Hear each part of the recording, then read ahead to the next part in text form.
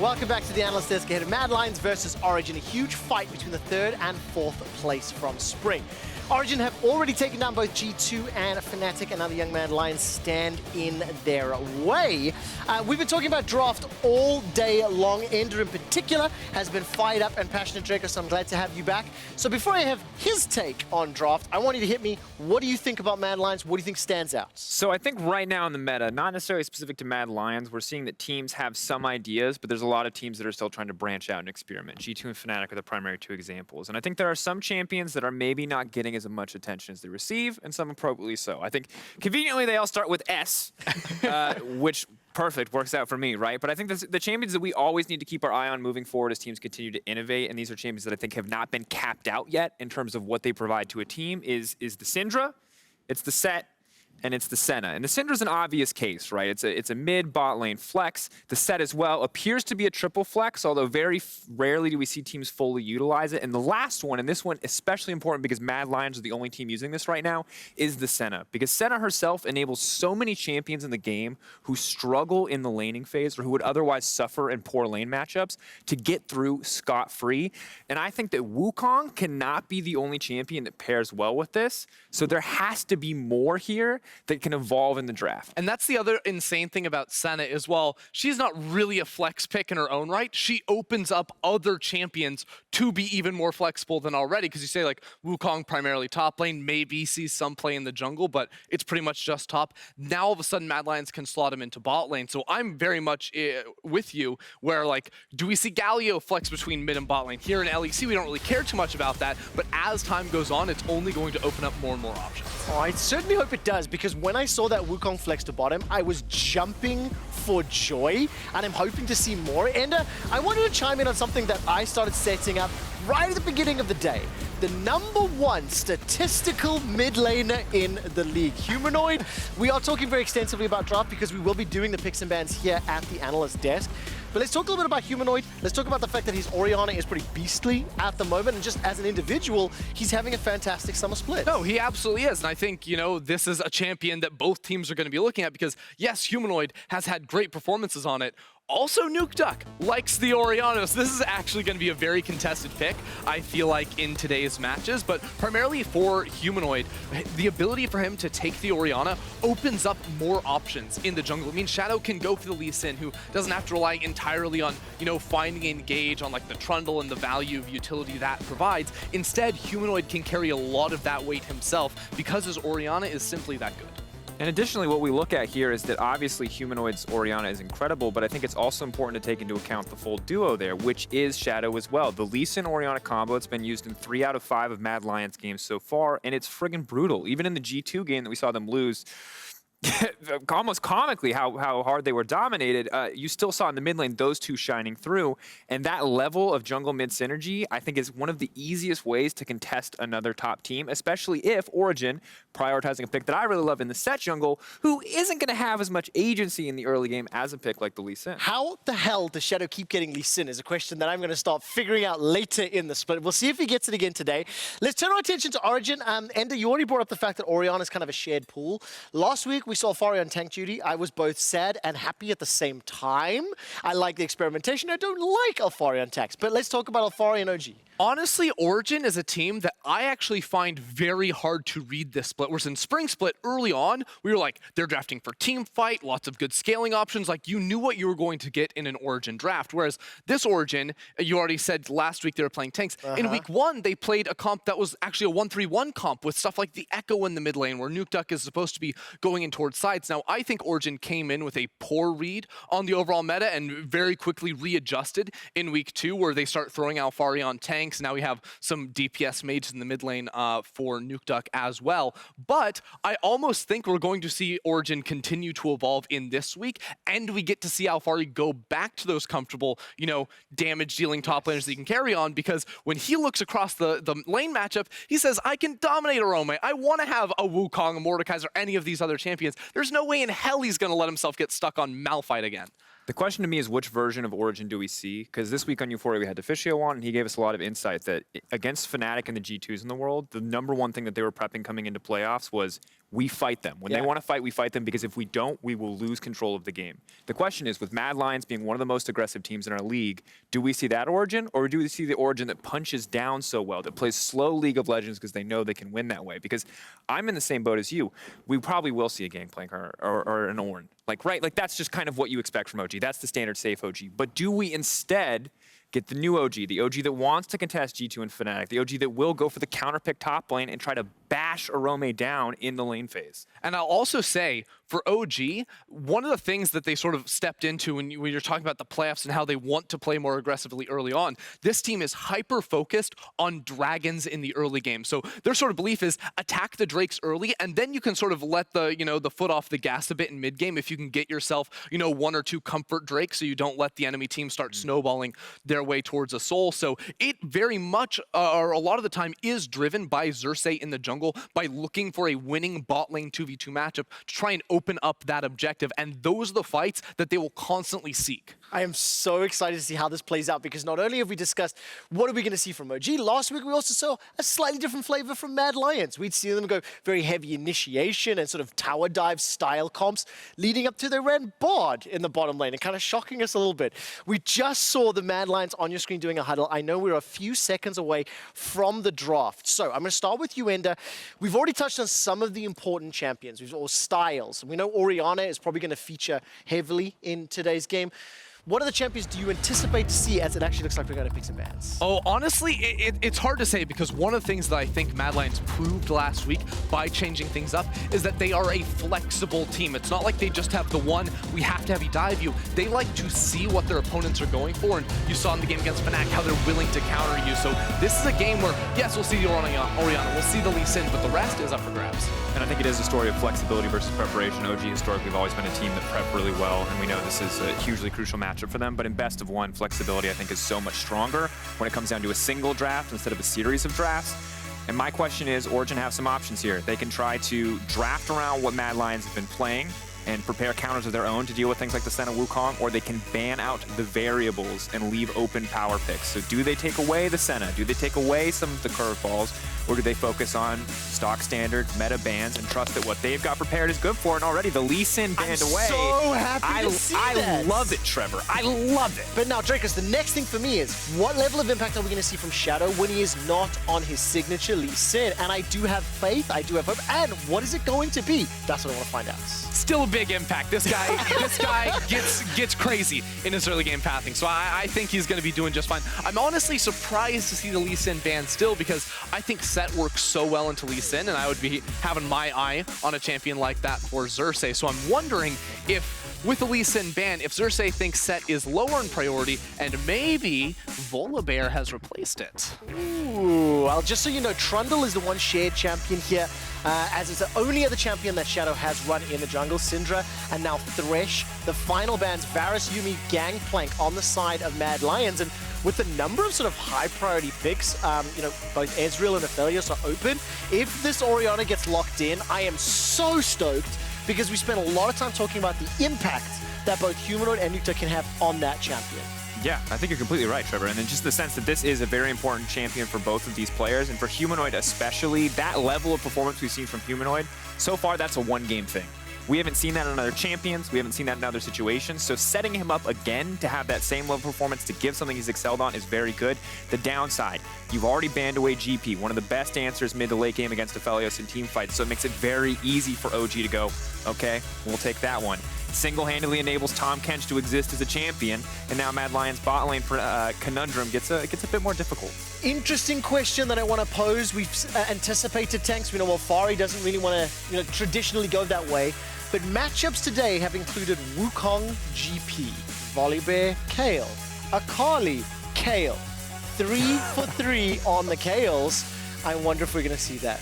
We'll have to see, right? Because Origen, by already revealing their mid lane champion here in that Twisted Fate, are very likely going to be holding out for a top lane counter pick later in the draft. I do think it's so important to bring up the Twisted Fate, though, because one common criticism of Nukeduck has been that he is almost unwilling to leave that mid lane. He spends so much time there, so now being put on that Twisted Fate where he needs to have a large map impact on this champion, this is a moment for him to really try and prove that he can do more and he can step into that role for his team. And I love setup from TF early to mid game, especially when champions don't have enough levels or items to one-shot him in early skirmishes where he can get off 1 or 2 gold cards as long as he plays, you know, his positioning right. I think just makes the champion very strong if he can get any kind of push. That said, Mad Lions, yes, we're not getting the Senna, yes, we're not getting the Wukong curveballs, but we are getting the Volibear, and it's important to remember that is a flex. Now, from what we saw earlier in the day, the Kayle matchup, very easy for the Kayle in this case. She pushes Q when the Volibear tries to charge in. He doesn't get to play the lane.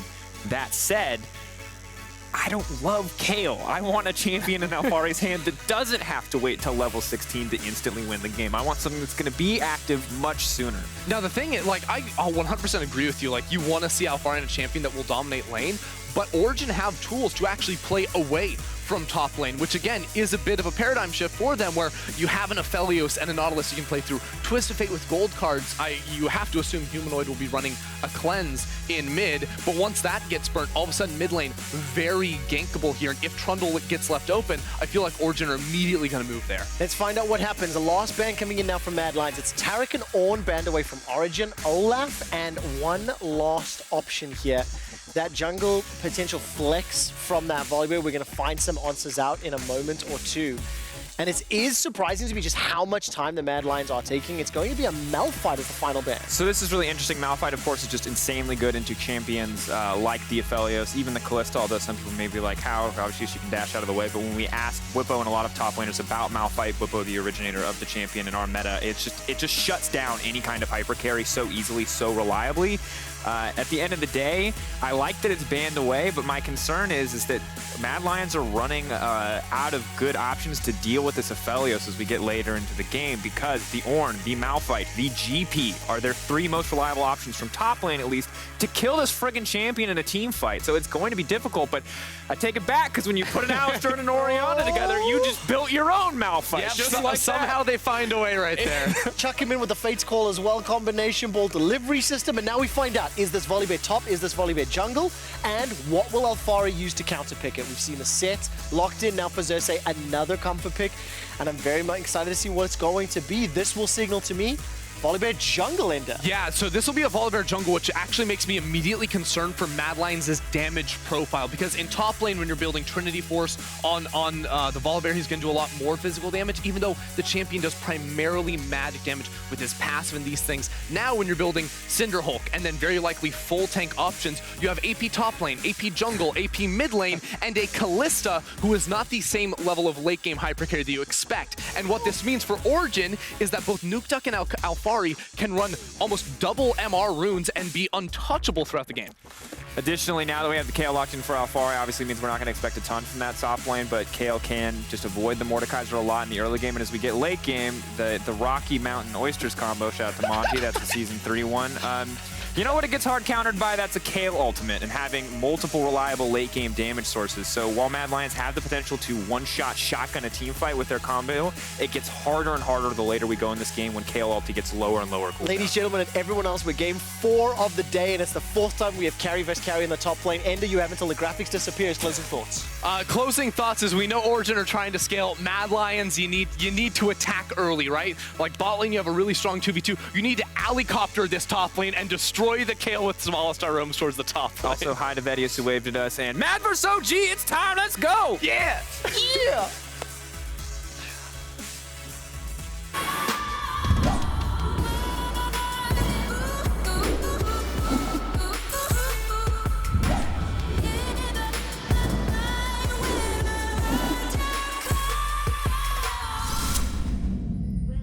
And on to Summoner's Rift we go as Origen make a beeline down the bottom lane. But the question we want to ask you, as Origen aren't going to find anyone down here, is who won the draft? Who was it? Was it Mad Lions or was it Origen? Yeah, so you guys can vote in chat right now. Let us know who you think won the draft. I think the drafts are really interesting. I think we kind of have a similar situation here as OG is looking to invade. They got the gold card on Twisted Fate. We'll talk more about the draft in a second. Let's see what happens in this early game. Looks like they're just trying to get a bit of deep vision. I love teams that utilize their strong level 1s to gain early information. Information is everything, Medic. The more information you have, the easier it is to determine jungle pathing, whether or not you can push a lane more aggressively or not, how you want to set up your early plays overall, and the fact that you have a Twisted Fate, you have follow-up with the Nautilus, I think is just very easy to just walk into the enemy jungle and say, if you come, I stun, you die. So I love the early game proactivity that we're seeing from Origen as Upset and Destiny are posturing in this wave. But let's talk about the draft. Yeah, let's go back. Do you have any initial thoughts? What are your initial thoughts? So I kind of agree with guys on the analyst desk. Mad's draft seems very much more mid-game focused, and they need to get ahead if they're going to be able to win this game out. But what I do like is the fact that I'm seeing Orome on another carry top laner who can have real big influence in these fights. And if he can isolate an Aphelios or a Kayle from a fight, the rest of his team can actually clean up that fight pretty effectively. See, I'm really curious as to how this Mordekaiser is going to be used in the fights later. And I'm going to watch as to what his game plan is and how he tries to set this one up, because something similar that we saw last game is that this is quite a short-range comp. Right? You do have the Orianna as follow-up, and I think that's one of the biggest differences that we see between this and G2's comp from last game. But a lot of these champions want to get into your face, get into melee range, and something that we've been seeing a lot more is that when you do that against an Aphelios, that can be quite a challenging and scary thing to do, especially when he has so much peel. You know, you have the Nautilus, you have the Kayle, and so ultimately I do think Origen have a stronger late game. I do think they have very strong side lane power, but I think that MAD have a lot of tools in the early game to be so aggressive. I love Volibear early game, Medic. I think it is super strong. And I think that the way in which we've been seeing Volibear utilized in the jungle right now is you can be very proactive because of how strong he is in these early game skirmishes. For those interested in learning a little bit more about Volibear jungle, at the bottom of your screen you can see what the pros typically max. Sometimes you do see a Q max. It seems to be a very much preference thing. You can see that he is running the press the attack rune, but usually jungle Volibear is very much about going full tank and then being a meat shield later on. We may see one of those early game skirmishes as the junglers meet. Yeah, Xerxe looking to get in there with the face breaker. Will pull Shadow back. He's going to get some damage down. Shadow able to flash across the wall, but Xerxe's still on the chase here. Nukeduck flashing in, looking for the Nimbus cloak. We'll get the stun from it, and there's first blood. Origen, well, you think they won the draft, they're winning the early game as well. Wow, okay, so this is a really big deal because I feel very strongly that as a Volibear, you want to have that early game impact, and the fact that he's already falling behind is really going to hurt them. Nukeduck, I love this commitment to the kill. He invested his flash, he invested his ghost, he's now got himself a double buff. Look, he's gotten himself early Swifties. This man is looking to roam Medic. You got to go fast, Vedius, and you talked to me actually earlier on when we were backstage about how powerful Ghost on Twisted Fate can be. You see the extra movement speed that has been added in on 10-12, front-loaded, means that you can just run at them really quickly. You then get Nimbus Cloak, and you are one of the speediest people on Summoner's Rift. Yeah, he's super fast, and I actually really, and it's going to be super entertaining in team fights later on. Just watch how quick he goes, because it's surprisingly effective. But in any case, yeah, we're kind of bringing this back into the context of the draft. Yeah. Is it a huge deal that Twisted Fate has gotten a double buff and early level advantage and early? Yes, it is. The fact that he's gotten this these early boots means that he's going to be ready to roam. It's easier for him to get prio in that lane because this double buff is going to give him unlimited mana too, so he can look to be as aggressive as he wants. And the fact that Shadow has fallen a little bit behind means it's harder for this Volibear to look for early game plays. One of his biggest strengths is his ability to go for these early duels, look for these early ganks, and he's not going to be able to do that as effectively. So First Blood dropping over in favor of Origen definitely could be difficult for MAD. One final thing I'll say about the Twisted Fate movement speed, he's gone Celerity as well. So all of that extra movement speed he's getting is being buffed up, which just means he's an incredibly quick guy. But let's have a look at some of the other places on the Rift, apart from just a mid lane. Bot lane, relatively even early on. You can see Carzzy has gone back. He's building up towards those Xerxes, very expected on a Kalista. You want to get these Xerxe Greaves and get that attack speed up as soon as you can. But for now, he's just going to be able to farm out this lane and try and keep himself in a good position, because Origen are ahead by about 600 gold, and some of that's going to come from top lane, some of that's going to come from the First Blood, and some of that will come from a slight CS lead in bottom lane as well. And I do think One of the things that excited us the most about this matchup, Medic, that we've been talking a lot about, is how Origen have that opportunity to actually take down the top 3 teams from last split. Yeah. In that Fnatic, G2 have now been defeated by Origen, and Mad Lions was the only team they never got to play against. They never got that best of 5, and I think that given the position that Mad Lions is currently in at 4-1 at the top of our league, a win here would be very big as a skirmish starts the bottom lane. It's going to land on Kaiser. Here comes the Destiny Gate as well. And Nukeduck comes in with the stun, but Kaiser is able to get away. And now the TP's coming in for Mad Lions as low for the fight. Orome is going to put Destiny in the realm of death. Humanoid's on his way down as well, but Nukeduck has already fallen. And all 5 players from Mad Lions joined the party in the bottom lane. They knew Alphari didn't have TP, and Destiny is pulled back with the shockwave, but they can't quite get the damage down. He dies in the end as Humanoid secures him. Orome tanking up the turret. Carzzy, one more Infernum is enough as Upset gets a counter kill for Origen. Wow. Mad Lions were ready for that play in the bot lane. They knew that the moment Nukeduck hit 6, the Origen would be looking for the play, and they just insta-TP. They did not care about Alphari in the top lane. They did not care about Nukeduck being there. They were like, okay, we're going to turn this play around, and they punished the fact that Nukeduck lost his flash. Fantastic response from the Mad Lions squad. Still behind in gold. OG now setting up for the Drake, but this is going to equalize the kills. Does mean that Alphari had a little bit of time to farm up in the top lane, so he is slightly ahead in that lane. He's got himself the Cull. Gonna keep on scaling up on that Kayle. Highest level in the game right now. And the Dragon has been started here by Origen. Xerxe will secure it, but here comes Shadow, and here goes Xerxe. Down, back towards the fountain. The Dragon secured for Origen, but another kill going over to that Kalista. So, the Inferno Drake still does go in favor of Origen. They're going to be pretty happy by securing the first Drake. Of course, they do lose a little bit, but let's have a look back at this replay. So, Xerxe gets a bit of information. He sees where Shadow is. OG decide that they still want to make this play happen because they see Volibear walking up into the river. They know that TF ult can get here quickly. Look at this exhaust that comes out from Mad, though. Mitigates a lot of the damage from Nukeduck, and a clutch flash there from Kaiser as the fight then breaks out. Quick ultimate onto Destiny from Orome to remove the crowd control from Origen's side, and this allowed Humanoid to also make his way down, land the ultimate, and set up the play for them to very aggressively commit to that. And you can see Carzzy, blood in his eyes as he committed to that fight.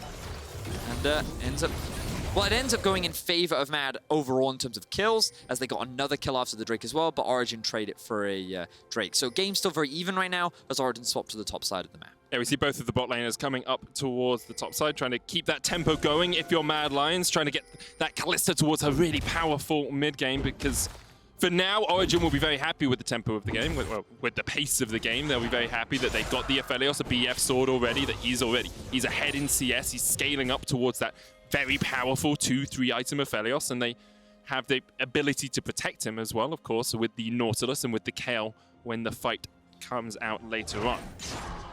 Yeah, as I mentioned earlier, I'm really interested to see how things play out with these comps, because I think at face value, you're looking at this Origen composition, you're thinking split pushing. Yeah. You know, innately you're thinking, okay, TF sitting on a side there, wants to try and collapse. Maybe he can use his ultimate to look for picks with the Kayle. Also, Kayle can't really be 1v1'd by anyone once she gets a certain point in the game.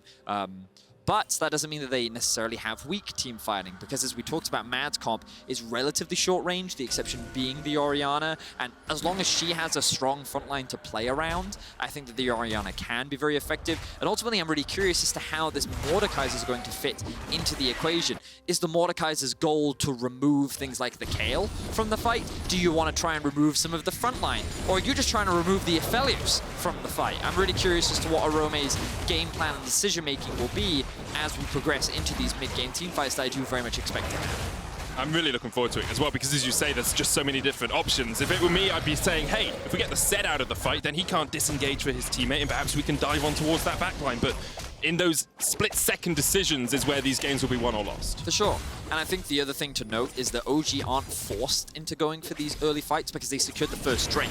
Yeah. So with that gone, it means that they can concede the next Drake just like they conceded the Rift Child and still be like, hey, there's still so many Drakes to go before the Soul. So like 18 minutes before we have to do it. We can actually just keep farming and keep ramping up so that we're not forced into a situation that we don't want to be in. And that has traditionally been Origen's playstyle, right? Like, there is a... Contest every objective. Yes, yeah. I agree. Contest a lot of objectives and scale up for the game. And There's always been that debate around, you know, Origen aren't the most adaptable team in the world. They don't tend to show us too many different arrows in their quiver. But right now, this playstyle for Origen is making them one of the best teams in the league. As we said, they've already beaten Fnatic in G2, and if they beat MAD Lions, they've beaten the top 3 from last split. And I think what Endo was talking about earlier this morning was pretty interesting about how different teams are approaching the game with different styles, and I'm curious as to how these two clash. You know, MAD's creativity, I think they've gone for a bit of a different comp. This is not something you conventionally see. I'm pretty confident this is the first Alistar of the summer season. You can be pretty confident, and I would check. And like they've been constantly bringing out new picks, different ways to play the game, and how do OG handle that? So far, they've been falling to a couple of the early skirmishes, but Origen still sit with the gold lead. And Humanoid also in a very comfortable position. He's been a very strong Orianna so far this split, on the clock with his farm at 122 CS already. Now let's have a look at TF Ultimate coming bot again. Looking for Carzzy, gets the stun. Nukeduck is going to take a little bit more damage. Kaiser trying to beat that bodyguard. Fate's called back. He's popped the Unbreakable Will as well. He's going to look for Nukeduck as here comes Shadow from the side as well, but Xerxe's on his way, and the depth charge is going to lock up Shadow. Instead, he goes unstoppable with the Stormbringer. Will get himself back underneath the turret. Good utilization of the ultimate there from Shadow. I liked it, just creating that gap. But MAD survive another play on the bot side of the map. I like that Nukeduck has been proactive. He's been looking for roams with that ultimate, but every time it doesn't pay off, Humanoid gets an extra wave. Yeah. He gets a little bit more farm. You can see the XP difference is starting to mount up in Humanoid's favor. He's going to hit level 11 first, which is definitely a great advantage for MAD Lions as the next Drake is about to spawn. They'll be looking to try and secure this one. Origen going to fight it. I don't think Origen need to fight this, but as you said, they're looking for it. They always look for a fight if there's a dragon involved. Xerxe gets locked up, but Kaiser goes low, and of course doesn't have the ultimate. Remember, there's not many ultimates available for MAD, but instead they're going to TP in Orome. There's the shockwave, hits onto 2. Upset has to flash away down towards the bottom side of the fight. Carzzy is facing off against Nukeduck, but Nukeduck is stunned up by Shadow and will get caught out underneath the turret. However, they don't quite have enough damage to kill him right now. Destiny's killed off towards the top side, down towards the bottom. Shadow falls. Ends up being a 2-for-1 in favor of MAD, but they did lose their jungler. I mean, MAD found themselves a pretty successful fight there. They ended up, as you rightly said, finding 2 kills. They're going to get themselves another Drake, and crucially, I think the thing to note is that Humanoid is getting more kills. This Orianna, one of the big backline damage threats, is only continuing to get stronger. And I think that this was a fight that Origen didn't need to take. Like, is this fight really worth it at this point in the game? You know, it is only the second Drake of the game. It is only a mounted Drake. Sure, you do have that potential win Drake condition, but notice how Origen put themselves in a bit of a choke point here, which actually makes it easier for Humanoid to then set up his ultimate. He lands it onto Upset and Destiny, forces Upset to flash, and this then, of course, puts Destiny in a bit of a difficult spot. I think we're seeing Carzzy again flashing quite aggressively. Just a little bit aggressive. Him and Shadow both looking for more picks, which, again, I don't think they needed to do. I think they'd already pretty much won this fight by getting that initial pick and forcing OG back. But either way, they get what they wanted. They get the 2 kills, they get themselves the Drake, and while we are seeing a bit of over-aggression from MAD Lions, I think this is also what has made the team so successful. Destiny trying to match with some aggression of his own, but Humanoid is here to try and claim this blue buff. Shockwave onto Destiny. Destiny's just dead. Orome takes him out. The depth charge will not save you from beyond the grave. And Humanoid once again puts another kill in his account. He's having a stellar game so far. Momentum is very quickly swinging in MAD's favor, yeah. I feel, Medic. Just a lot of small mistakes that we're seeing from Origen are starting to mount up. Of course, the crucial person that we have to keep our eyes on is Alphari. He is sitting with 136 CS right now, very close to that level 11 mark as well. And we know how terrifying this champion can be in the hands of a very skilled player. Notice that he is 1,000 gold up on Orome as well. And if we have a look at the XP bar on the left-hand side, you can see that both Alphari and Nukeduck are just hitting those level 11s with Humanoid leading the charge. So still a very close game, still a lot left to be played. I don't think anything has been decided, but what started off very even and I think very comfortable and favorable for OG has been swinging back in the favor of MAD as they are going toe-to-toe. Every time OG wants to try and do anything, MAD's like, oh, you want to fight? You want to fight? Let's go.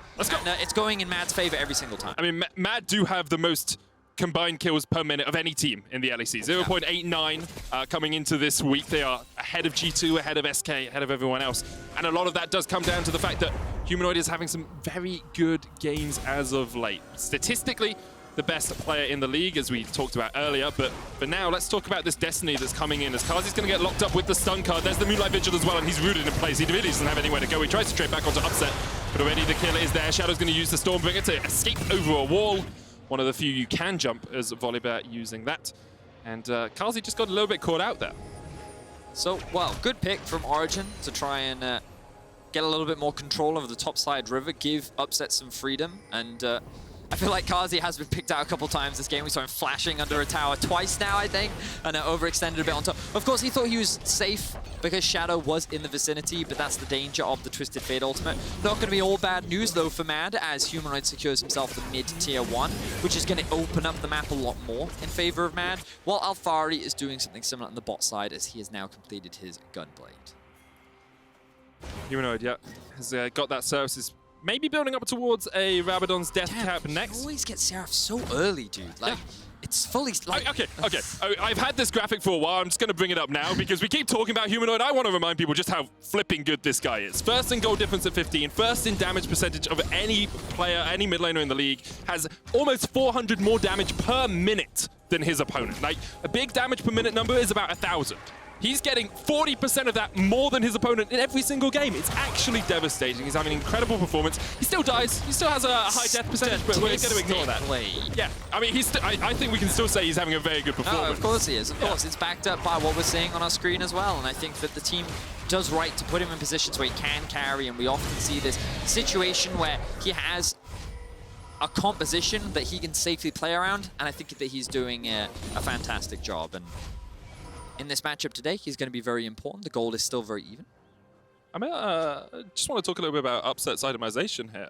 Because the gold is very even. And Upset's decided to go Essence Reaver first here on the Aphelios. Now, this isn't what we usually see, of course. Usually we see Infinity Edge into Runeans, but Upset deciding he wants maybe a little bit extra mana, maybe a little bit of cooldown reduction out of that item instead.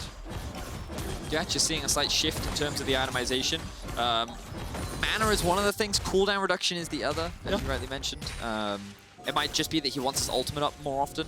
It's very possible, because it gives you all that CC. It's something that I'm not super familiar with, not something that I see very often either. So I'm not, I'll have to speak to Upset afterwards and get more context from him about why he went for a different, or slightly deviation from the itemization, but definitely don't think it's bad by any means.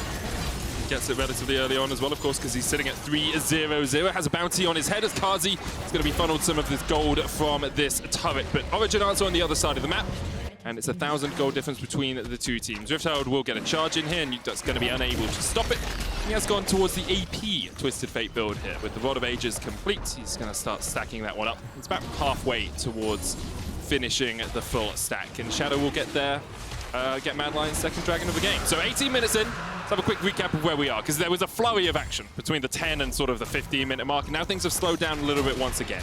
It's relatively even. The big leads are mid lane for Humanoid, top lane for Alphari, and bottom lane we will give Upset the advantage. As you can see, he's actually behind in gold over Carzzy, even though he has got those 3 extra kills. Oh, no, one extra kill. Because he got a couple more plates in the early game. That makes sense. And he's still at 2 kills, remember? Yeah, and 2 assists, yeah. Yeah, he has been involved in a fair amount as well. So what is also interesting is Carzzy's been in the solo lane a lot more compared to Upset, so he's also ahead in XP as well. So props to Carzzy, even though he does have 2 deaths. He has his core itemization completed. I'm expecting fights to happen soon, Medic. I think that both sides are pretty strong. If I was Origen, I would want to avoid them for the time being. I think that getting Alphari to a point where he's got his 3rd finished item and is like closer to level 16 is like my primary win condition, and utilize him through a side lane. That makes sense. Split up the map more. Whereas MAD is like, oh, Orianna, really strong. Oh, Kalista, really strong. I think we should try and fight now. Yeah. And Baron is up in 30 seconds. So we'll see how MAD look to approach this mid-game. We can see they do have mid-priority. I imagine they're going to use this to push into the enemy jungle, get some vision down. As Alphari is going to force the flash. Yeah, so as you can see, we're getting close to that moment. I mean, when one Q lands and you're like, I have to flash this, otherwise I'm dead. Yeah. Matt, you know that Orome's been in a situation where he's met a Kayle before and said, I could take this. And now, after that experience, like, never again, never again. Humanoid now roaming down. He's so fast. Alphari's going to get chucked out to start it off, but the Destiny comes in and Humanoid's like, oh, don't want any piece of that. Pops the shockwave to try and get Nukeduck down, who almost dies. One more auto, one more Q would be enough from Humanoid, but Nukeduck has the divine intervention from Alphari to get him out. Wow. So we talked about how TF was super fast, Humanoid in exactly the same boat. He's gone Spellbinder as well for even more movement speed. Exactly. So with the Phase Rush, the Spellbinder, and when he pops the Cleanse, he also has the Nimbus Cloak. Orianna also has her own W, which can boost the movement speed too, but I don't think in that situation she used it on herself. She used it to chunk out Nukeduck. But Humanoid was like, I can take this. And Orome is like, you might have to use your Flash, by the way. So what was it overall? It was 2 ultimates burnt for a Flash and a Cleanse and an ult? Yeah. So I'd probably take Origen's side of that, because they didn't burn any summoners for it, right? And this is one of the scary things about Origen's comp, is that while Alphari is sitting in the side lane, you don't have to play 1-3-1. You can play 4-1 with a TF. Okay. Because TF's wave clear is actually super strong, and you can help push towers. Once he gets Lichbane, he sieges very quickly. He's now just going to look for a pick bot. Death Realm was used there by Orome. Like that's this. really smart, because he keeps himself only in the realm with Nukeduck, and then the rest of his team can get across in time to stop Alphari from just totally But look killing at this, they've drawn 3 people to the bot side of the map, which then gives Origen control of a Baron. Got the right guns. Because, as you rightly said, because Aphelios has the correct weapon setup, he can actually rush that Baron now. But OG not going to take the gamble, they want to go back to mid, take a little bit more control.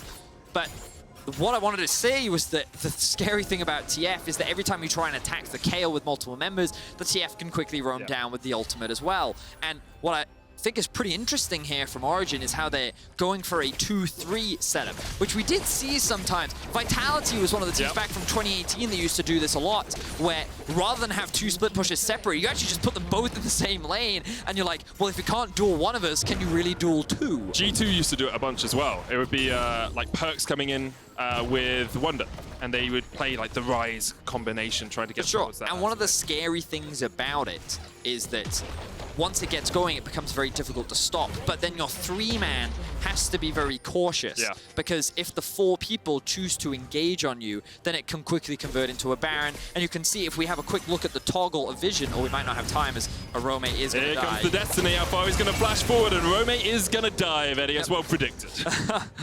So, I was going to say that MAD used this opportunity to get deep vision in the enemy top side, which then reset and they can better contest Baron, but then Orome died. So OG now have a lot more control over the map. They've been able to break that mid-tier 1, which can be very difficult against an Orianna. And thank you, observers, for highlighting the vision that they have, because you can see that MAD have very little now. And so OG is starting to threaten this Baron, and it can be taken at any time because of how strong Aphelios is when it comes to taking this objective. And remember, I want to hark all the way back to the first dragon of the game, because you said at the time how important it was for Origen to get that dragon. Because right now, they don't have to care about bot side vision at all. Like, they can if they want to, but with an Ocean Drake coming up, because it's only MAD's 3rd dragon of the game, Origen do not have to take that fight. They can invest time up towards the Baron and then call MAD Lions on their bluff. If MAD go for dragon, Origen could always just start the Baron. Am I going to keep doing that level check-in, Medic, where we're like, what level is the Kayle? How close is she to that level 16 point where she becomes very difficult to stop? You can see further itemization starting to come through. I think that might be a wit's end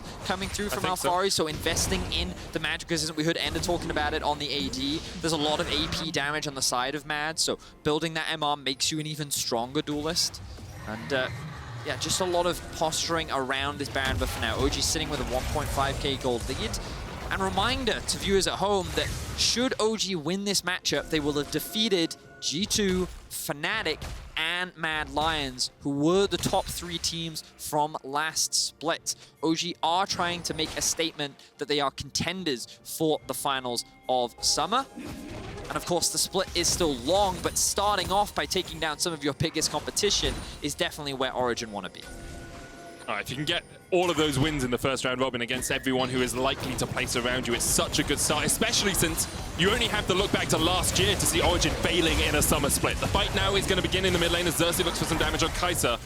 They do still have the Fate's Call and the Unbreakable Will if they take too much, but Kayle is pushing in the bot lane. Alphari too strong in a side lane to deal with. Level 15 now, and MAD Lions, no, they got to do something. You got to pull the trigger, you got to make a play, because Alphari is scaling up and they're going to go for the Baron. They're calling Origen to try and fight this. They certainly are. MAD Lions kind of stuck between a Kayle and a Baron right now, and they're going to be forced to disengage because they got the TP out from Kayle. They got what they wanted. Feel like Origen, they kind of cracked under the pressure there, didn't feel like they were in a good enough position, but now they have the inside track of the mid lane. It was a super early TP, but as you say, they can get some damage down on this mid lane turret. They'll be able to chunk it down just a little bit, but now no teleport available for Alphari, and Nukeduck isn't sitting on one on his spellbook either. So it may have been unavailable, but Upset currently has his Farsight alteration, which he could have used to actually check inside the pit. But again, I'm not entirely sure if it was available at the time, but as you rightly said, quite a surprisingly early TP from Alphari. So she's actually looking for a bit of a pick here in the mid lane.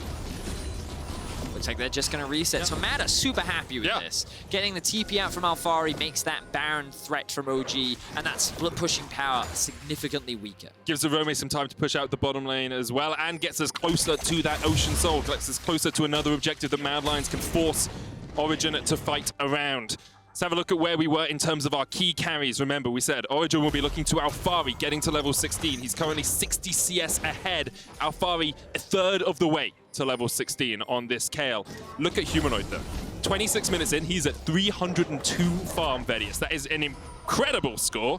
Almost has 100 CS lead. The Flame Horizon has the most gold in the game, only by about 600, but well, still most gold in the game. Very impressive. For sure. And I think what's interesting is I've been speaking to some coaches recently, and they've been telling me about how certain jungle mid matchups are actually influenced by who you want to invest resources into in the mid game.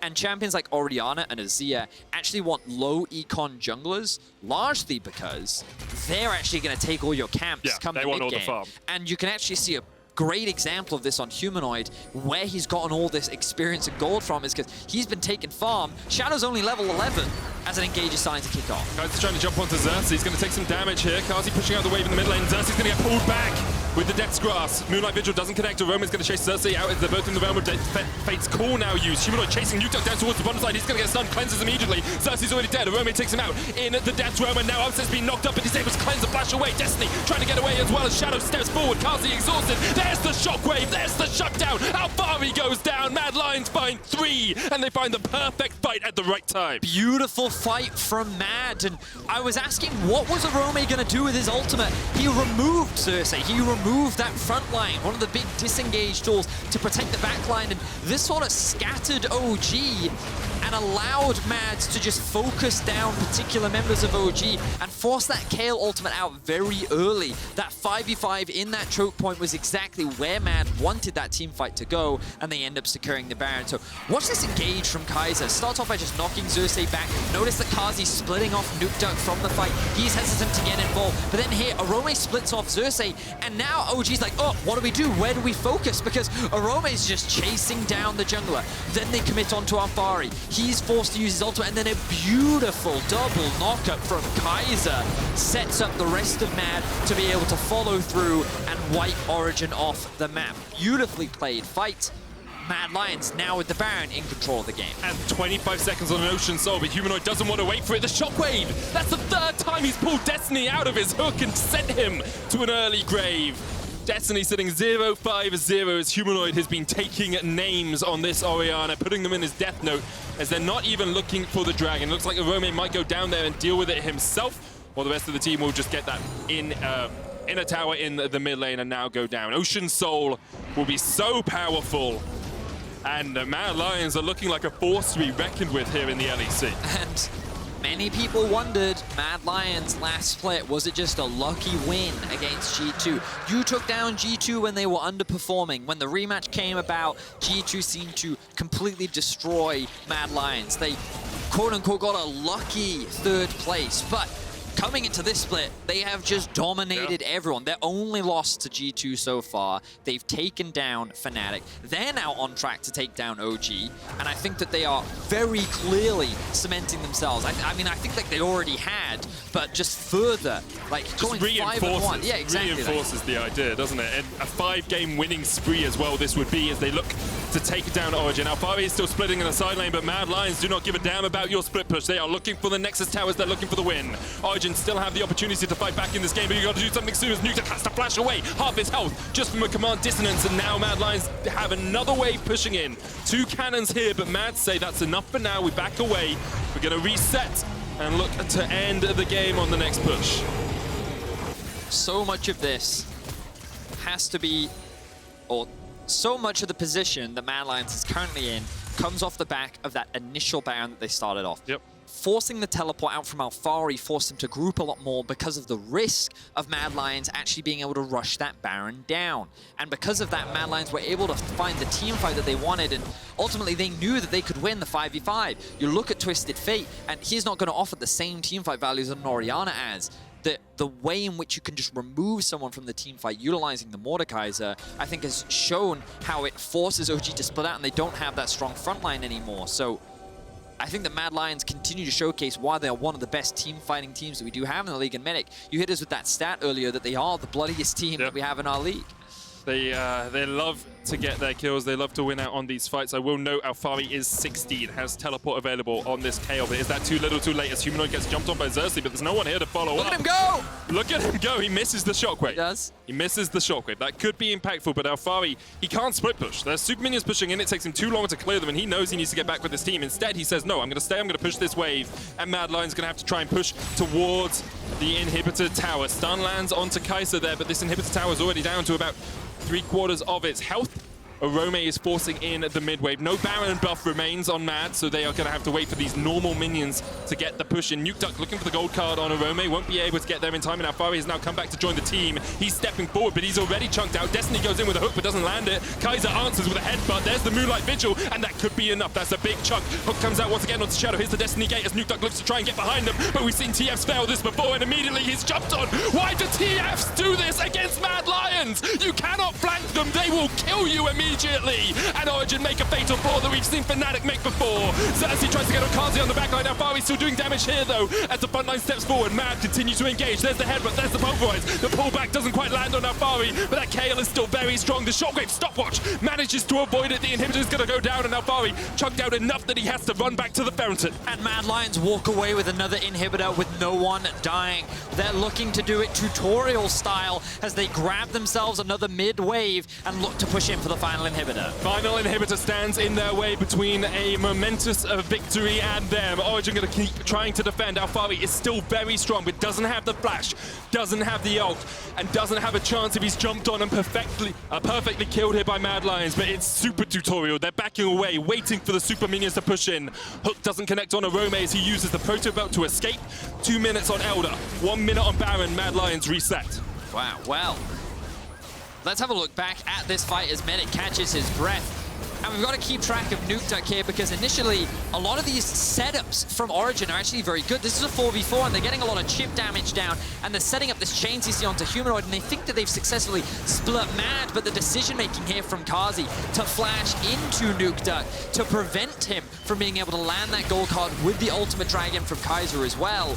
This is when they can go for the re-engage. Orome arrives, Origen is on the retreat, but you can still see how strong this champion is in the hands of Upset. It is just doing so much damage. Mad have to be so patient because if they get a little too close, that could be a lost team fight, but they show that respect and we're in for another fight already. Destiny going in with the hook, pops the gargoyles, but he's ready down to half HP. Here comes the Moonlight Vigil from Upset. That could be huge, but he doesn't manage to find the targets that he's looking for. Destiny flashes away. Kaiser, with the unbreakable will, just stands on the front line of the Fate's Call, puts him straight on Nukeduck's head. He's going to get the stun, he's going to get the knockback, and Nukeduck is surrounded by the Mad Lions, and they make a feast of killing that Twisted Fate. Now Upset running for the hills, Alphari trying to get away towards the top side as well. No flash available for Alphari, no ult on any of them, no flashes on any of them. And his last chance saloon here for Origen, but with the super minions pushing in all 3 lanes, I don't think they stand a chance. Mad Lions show that their 3rd place in spring was not just an upset, it was not just a lucky day as they take down Origen.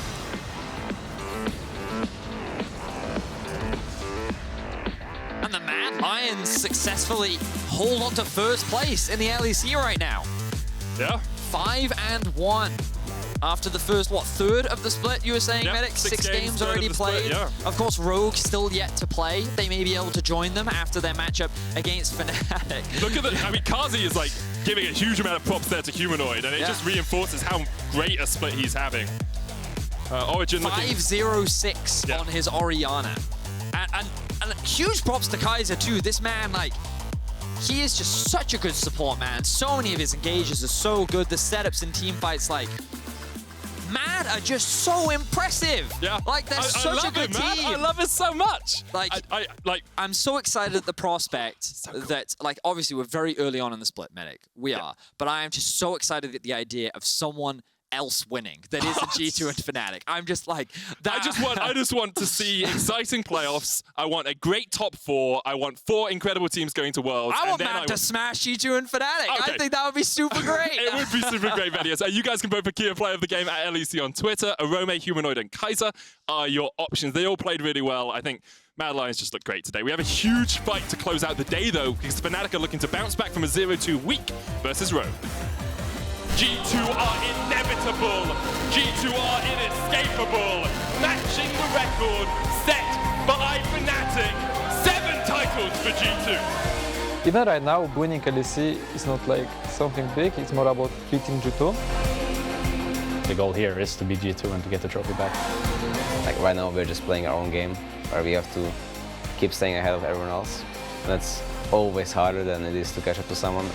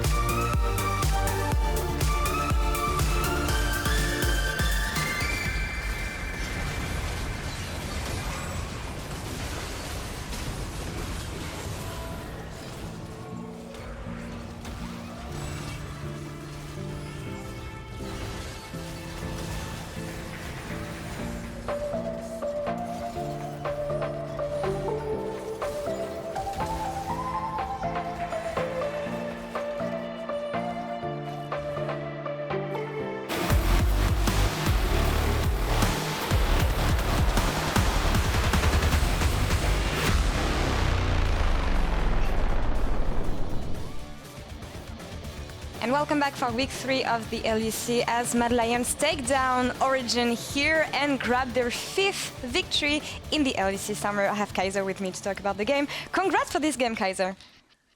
Thank you. I gotta say, it looked like a tricky one to close out. Were you looking for a specific setup, maybe item spike here to close out against Origen?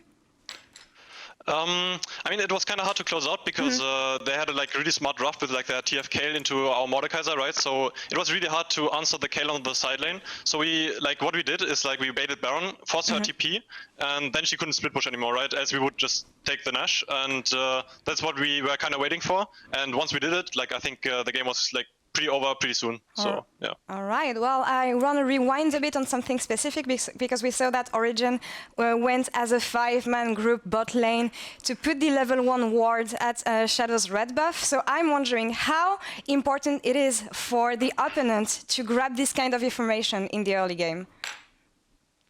I mean, so we knew they had Nautilus, right? So they most likely will invade. So we had a specific setup where we can cover all angles without getting hooked.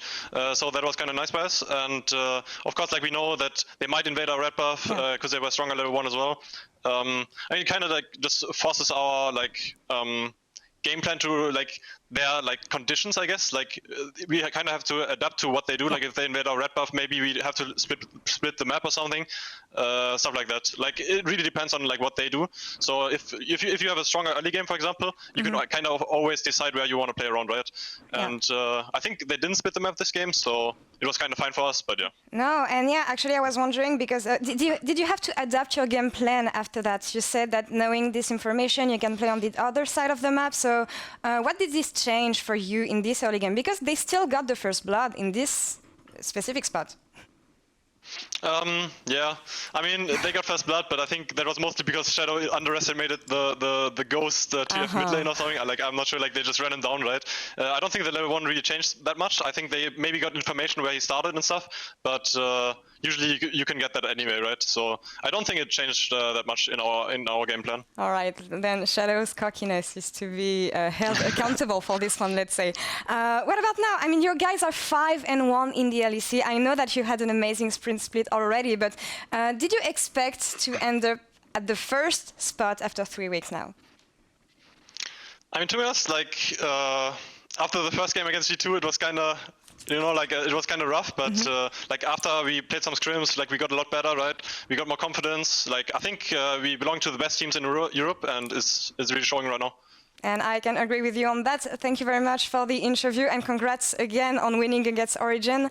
We will see in a few minutes if Rogue can join MAD Lions at the top of the standings as they face off against Fnatic in a few minutes. Stay tuned, guys.